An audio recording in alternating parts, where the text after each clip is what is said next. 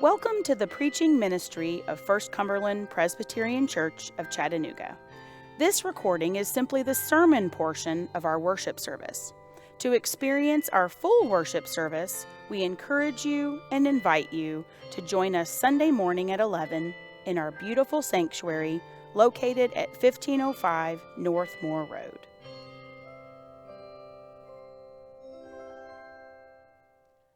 Well, Happy New Year, January 1st, 2023. And for this reflection today, I actually want us to go back to Advent and to my favorite Advent hymn, really my favorite Christmas song, O Come, Emmanuel. Now, why are we going backwards? Well, let me try to explain. A bunch of years ago when I was pastoring in South Carolina, our minister of music and I had what we thought was a wonderful idea, which was in actuality a terrible idea.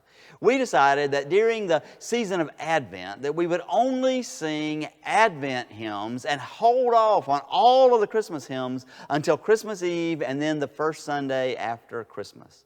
Now, that was a terrible idea we discovered for at least two reasons. The first was that really the only Advent hymn that anybody knows is O Come, Emmanuel. I mean, think for a moment. Can you, right off the top of your head, start humming the tune to O the Father's love begotten? Or Lo, He comes with clouds descending? Probably not. And so after we used up O Come, Emmanuel on that first Sunday, for the other 3 Sundays of Advent, we were using hymns that at best were vaguely familiar and maybe were actually just completely unfamiliar to people. And then you can probably imagine what the second problem was. People absolutely hated not getting to sing Christmas songs during the Christmas season. I know it's Advent, they would say, but it's the Christmas season, and they wanted to sing Silent Night. They wanted to sing all of the wonderful, wonderful Christmas songs, and we didn't let them. After all that was over, we agreed that was a mistake, and we were just thankful that we survived Christmas with our jobs intact. Well, apparently I am a slow learner, because today I want to kind of go backwards into Advent. And I don't think you'll mind that quite as much as they minded before when we held them at Advent so long. But I want us to think a little bit about that song, O Come, Emmanuel, and see how it actually propels us into this brand new year. And I already mentioned that this is my favorite Christmas, I actually should say Advent hymn. I love it. I love the fact that the tune is so haunting and so longing. The tune just sets the mood because it is a song about longing for the coming of Christ. And you know the words, O come, Emmanuel, and ransom captive Israel, which mourns in lonely exile here until the Son of God appear. And indeed, Advent is supposed to help us be aware of the fact that until the Son of God appear, indeed, we are lonely. And we should mourn because we are in exile and we are in great, great need, and we can do nothing to help ourselves until the Son of God appear. In Romans 8, the 19th verse, we're told that all of creation is waiting with eager longing for the revealing of all of the children of God. And that comes with the second coming of Christ. Just a couple of verses later, it says that all of creation is groaning in labor, anticipating the coming of Christ. And we too understand that. Not only we, but all of creation, longing and waiting. That is the theme of O Come, Emmanuel. It is also the theme of Advent. And yet, O Come, Emmanuel does promise us that we do not have to long or wait, not to long for very long. We do not have to wait in vain, but in fact, after we are told that we wait until the Son of God appear, we are told, rejoice, rejoice. Emmanuel shall come to thee, O Israel.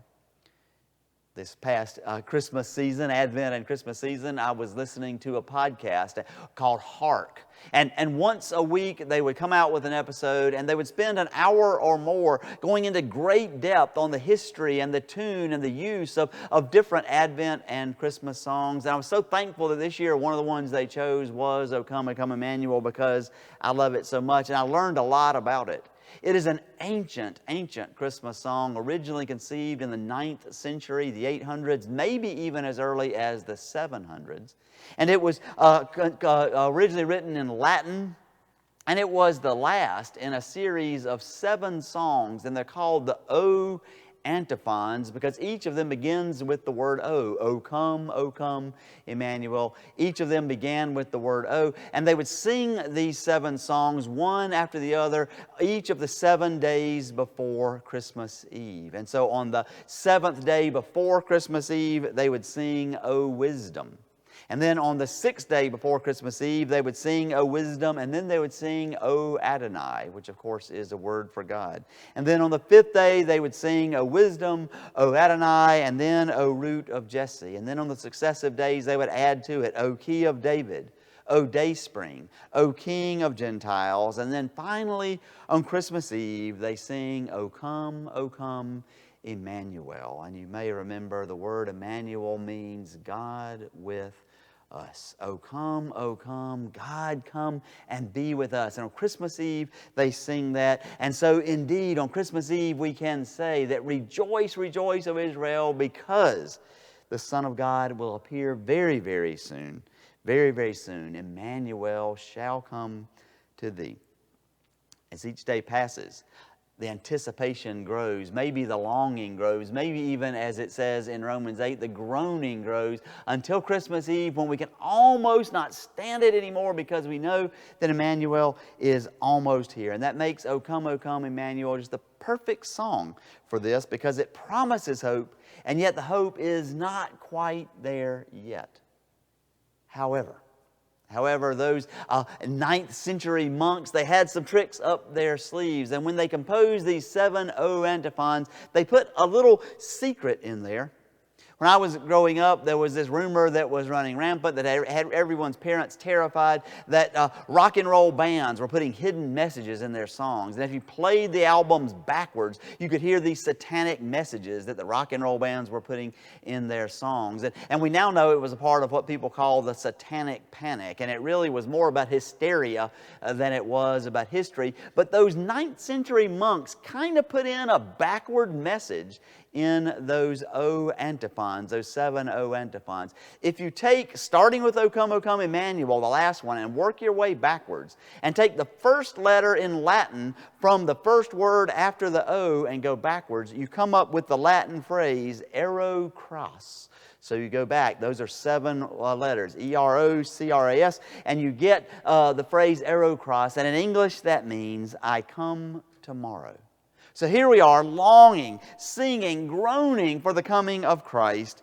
And Christ answers. Answers, I come tomorrow, but answers actually in the present. I can hear you now. You're already with me, even as you're promising me that your second coming will be very, very soon. It's wonderful because it reminds us, as Jesus said to the Pharisees in the sermon I preached a couple of years ago, before Abraham was, I am. I have been there in the past, and I am with you in the present, and I will be with you in the future forever and forever. On this first day of a new year, we know that a new year comes with all kinds of promise, but also for many of us with a little bit of panic. It comes with great anticipation, but also possibly some anxiety. We're looking forward to a new year. We're longing also for maybe this year to be better than the last, for the light of Christ to glow a little more brightly this year. And so we sing and pray, O come, Emmanuel. We long and we hope and maybe we even groan. But if we have ears to hear, we will hear Jesus say to us, even on this day, I come tomorrow. But He's also saying, I am with you now. And so, on this first day of a brand new year, with assurance, conviction, hope, and faith, let us hear Jesus whisper to us, Lo, I am with you always, before and now and in the future.